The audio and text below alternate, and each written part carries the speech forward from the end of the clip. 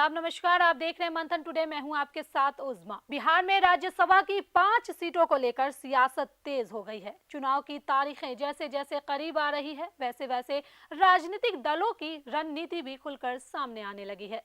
इस बार का चुनाव सिर्फ सीटों का नहीं, बल्कि बिहार के बदलते राजनीतिक समीकरणों का भी संकेत माना जा रहा है।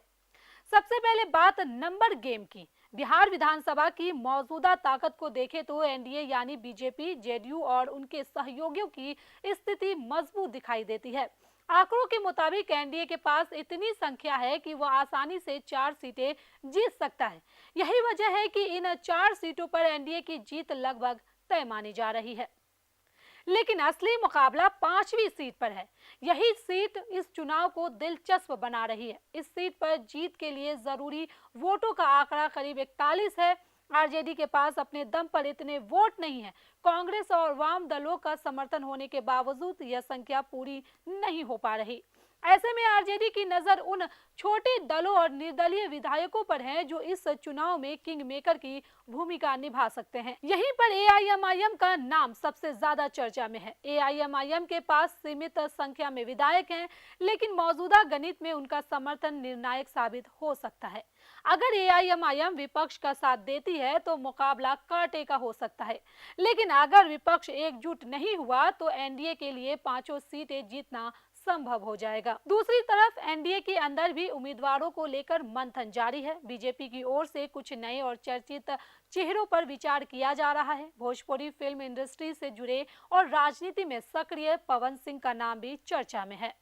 हालांकि पार्टी की ओर से अभी आधिकारिक घोषणा नहीं हुई है, लेकिन यह साफ है कि बीजेपी सामाजिक और राजनीतिक संतुलन को ध्यान में रखकर उम्मीदवार तय करना चाहती है।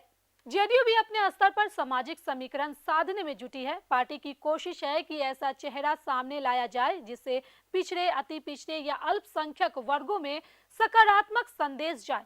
मुख्यमंत्री नीतीश कुमार की राजनीति हमेशा सामाजिक संतुलन पर आधारित रही है और इस चुनाव में भी वही रणनीति दिखाई दे रही है। विपक्ष की सबसे बड़ी चुनौती उसकी एकजुटता है। अगर आरजेडी, कांग्रेस, वामदल और एआईएमआईएम एक साथ आते हैं तो 5वीं सीट पर कड़ा मुकाबला हो सकता है, लेकिन अगर किसी भी स्तर पर मतों का बिखरा हुआ तो इसका सीधा फायदा एनडीए को मिलेगा। राजनीतिक जानकारों का मानना है कि ये चुनाव आने वाले विधानसभा चुनाव से पहले एक बड़ा संकेत भी होगा। अगर एनडीए 5 सीटें जीतने में सफल रहता है तो यह उसके लिए मनोवैज्ञानिक बढ़त होगी। वहीं विपक्ष अगर एक सीट भी निकाल लेता है तो यह उसके लिए बड़ी राजनीतिक जीत मानी जाएगी। फिलहाल बिहार की राजनीति में जोर तोड़ रणनीति और समीकरणों का दौर जारी है। अब सबकी नजर उम्मीदवारों की घोषणा और अंतिम वोटिंग पर है।